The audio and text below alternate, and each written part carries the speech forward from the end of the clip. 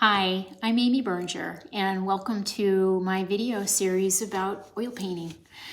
This is the first video. It's a free one, and it's just around the materials that I use in my everyday painting. You're going to hear me refer to them over and over again. I'm that painter who I find what I like and I kind of stick with it. I like when my materials are predictable, and once I enjoy what they do, I don't tend to veer from them a whole lot. Now, that's true with my color as well. When I'm using a limited painting palette, which we'll talk more about later. But I do buy other colors, and I don't stick with the same limited color palette all the time, but I do like the concept of it. So why don't you join me with, you're in my studio, and we're going to learn about painting. And by the way, before I go, just see, this is my painting studio. So this is the wall where I hang most of my work, and I live in southern Maine, and share the studio with my husband, who's also a painter, Craig Hood. And maybe in some later videos, I'll scan a little bit so you can see this entire space. But in the meantime, enjoy the video about painting materials.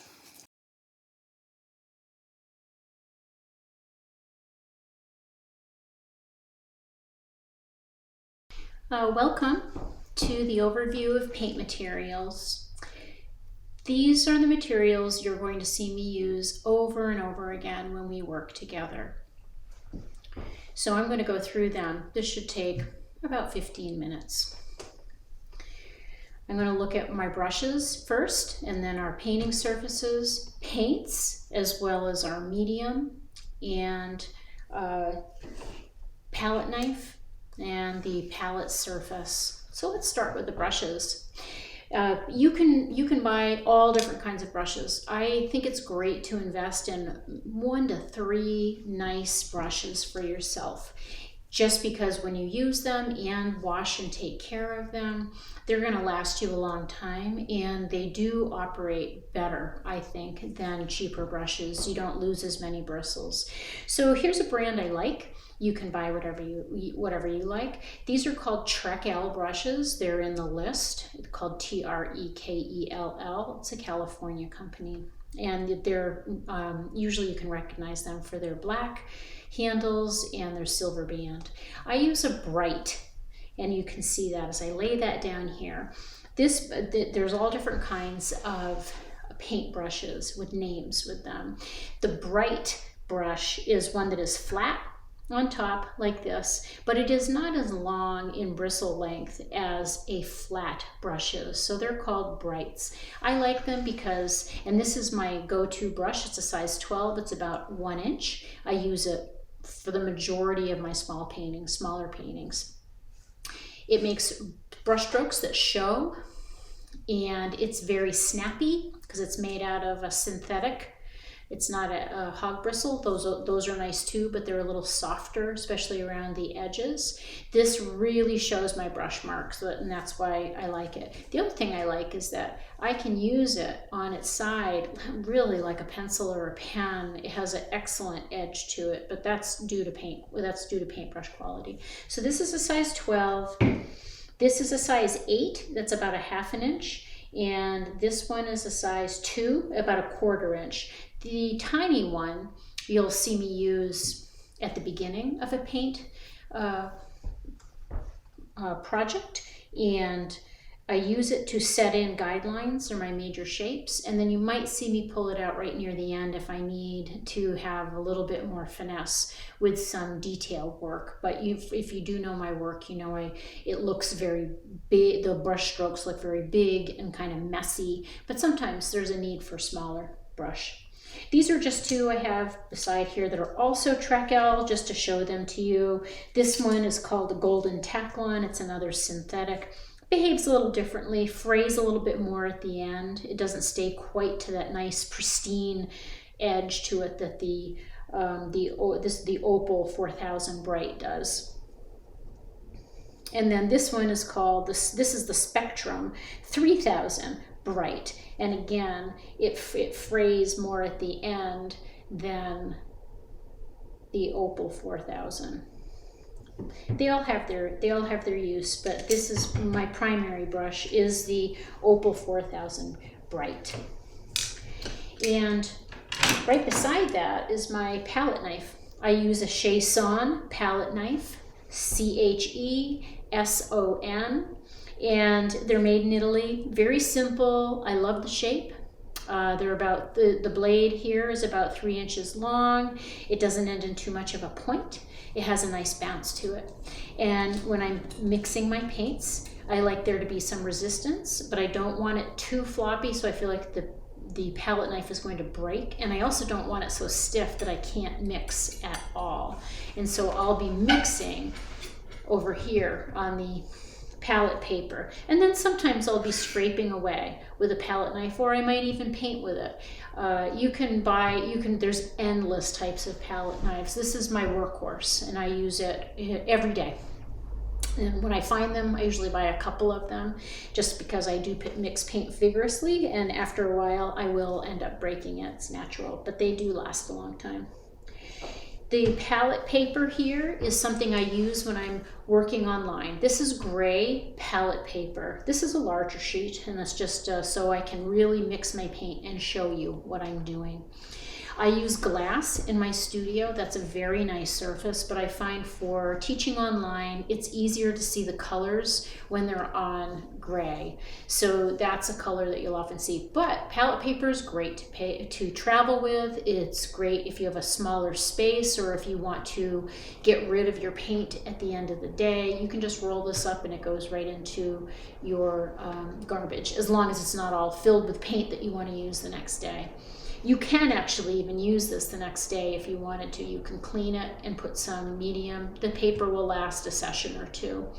And if you want to leave the paint on here that you have mixed and had a painting session with, then you can cover it with plastic wrap. Here's my painting surface. I use a lot of wooden panels. These are about 1/8 to 1/4 of an inch deep. This is a 10 by 10 square. It's made by Trekell, but you can also, I also really like ampersand museum quality panels. However, I also know that materials are very expensive, and if you're just beginning painting, here's an ampersand museum series, just in case you're interested.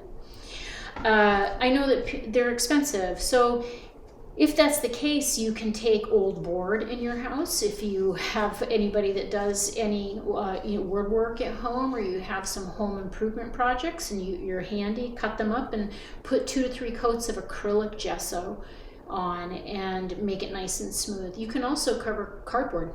There's lots of flat surfaces that you can use, but these are really nice to have. Panels are really nice and hard, and if you like a bouncy surface, you might like canvas or linen that is stretched. I like to have resistance against my brush. I don't want there to be any bounce at all, so I've gravitated toward panel painting, and that's what I do 100% of the time, because I don't want there to be any movement when I'm painting. Now, when I'm painting, I'm going to be using, for oil paint, I'm going to be using something called mineral spirits, and I buy odorless mineral spirits. I also buy Gamsol. That's a great quality mineral spirit. Mineral spirits cut through oil. Think about it that way. That's how I clean my brushes at the end of the painting session, along with some Dawn soap, but I will rinse my brushes in my mineral spirits. I also can rinse my brushes during the painting session in mineral spirits, and then wipe them in paper towel. That is one thing I'll do. I'll also just pull paint out of my paint brushes without even using any mineral spirits. That can also be a perfectly acceptable and sometimes preferable method, because if I get too much mineral spirits in my paintbrush, sometimes that wetness goes onto my panel in a way that thins down my color and it cuts through other oil paint surfaces. So I do like to just wipe my brush with my paper towel as much as possible. But that is definitely there for cleaning at the end of the day. I keep it in a container that's covered. So just find any container. I love this little container, but find any one that you like, you know, one for olives, as long as you can fit your brushes in here, salsa, anything that has a top, because when you're having your painting session, you of course are going to uncover and leave that open. But when you're done with your painting session, please cover your mineral spirits. You don't want to have that smell in the room. This is what smells. People think oil paint smells. Well, and I've used it a long time, so maybe I'm immune to it, but I don't find oil paint smells all that much. Mineral spirits smells a lot. And then I also use refined linseed oil. And the reason I use that is because I make something called medium. And this is a container of medium that I just make and have. I make it in 12-ounce quantities. And it's made of 2 components. I make it with half refined linseed oil. And then I put in half mineral spirits. This is just a kitchen container. So, you know, after I pour it in here, I put the top on, make sure this is closed, gently shake it so that it mixes. And then every painting session, when I need some new medium, I pour out a small amount of what I need. And then I'm not putting it back in here. I always have clean medium. This is a container I use for my medium. It's just an old still life object, little old bowl. And I put in about, you know, maybe a 1/4 to a 1/2 inch. I can always add more, but I like to use it up, and if I don't, and then I can clean out the bowl so that I don't have dirty medium to use between sessions. But I can do that too. The paint will go down to the bottom of the container in both medium and in your mineral spirits container, so that the next day it's silt at the bottom. You can pour it off into a cleaner container and start again. So that's my medium. And medium, you know, what people are like, why do you use medium? Well, medium means to flow. It's to help paint flow. And these are my oil paints here. And I'll tell you, every single one of them has a different consistency. Some of them are very buttery and soft, and those are more of your transparent colors. And then others are really, really pasty, and they'll barely move over your panel. So you'll find that you instinctively learn when you need to have more medium in your brush, and you dunk it into your bowl, and then dunk it into your paint and put it onto the panel. It is something that you'll get used to over time. I always have paper towels with me. I use Viva Multi-Cloth. They're my favorite. So some people like shop cloths too, but I can find these in the grocery store. I love them. They're very absorbent, and what I really like is that they hold paint. Cheaper paper towels are a mess. They get everywhere, and the paint, it seems like it just sits on the surface, versus this really acts like a cloth, and I can be very vigorous pulling paint out of my paintbrush. So I've always got a roll handy for every painting session. So let's talk about paints. I use something called a split primary palette, and I use that very frequently in my painting process. So what that means is that I have primaries, my primary colors of, move this over, yellow, red, and blue. And then I also have titanium white and chromatic black. These are mostly Gamblin colors. Sometimes I have other brands. This is a M. Graham and Daniel Smith. I enjoy the consistency and predictability of things, so I tend to buy things over and over again. So primary colors, red, yellow, blue. So why do I have 2 of each? That's because I'm going to use one warm primary yellow and one cool primary yellow. So my warm for today in this video, I'm showing you India Yellow is my warm primary. I have a paint mixing video where I'll go more into detail with this, but this is almost on the verge of orange, and you can tell by the bands on the outside. And then the cool is almost, it's the yellow is so cool that it's almost on the verge of green. So this is Cad Yellow Light. And in red, my warm red, I'm using Cadmium Red Light. And then to counter it, I have Quinacridone Magenta, and that is just almost purple. It's such a blue red. It looks so different. And you'll see how different they look in the paint mixing video and in all the subsequent videos when I'm demonstrating how to paint something. My 2 blues, sometimes this gets a little confusing. I have a tube here of Phthalo Turquoise. It's very dark, but I consider it to be warmer than this manganese blue hue, because Phthalo Turquoise has a tiny bit of yellow in it. If you think about turquoise, turquoise is blue with a very small amount of yellow. So if I mixed in a bunch of white with this, you'd see the difference between the 2 blues. But pretty much the point is they look very different on the palette, and they'll act differently.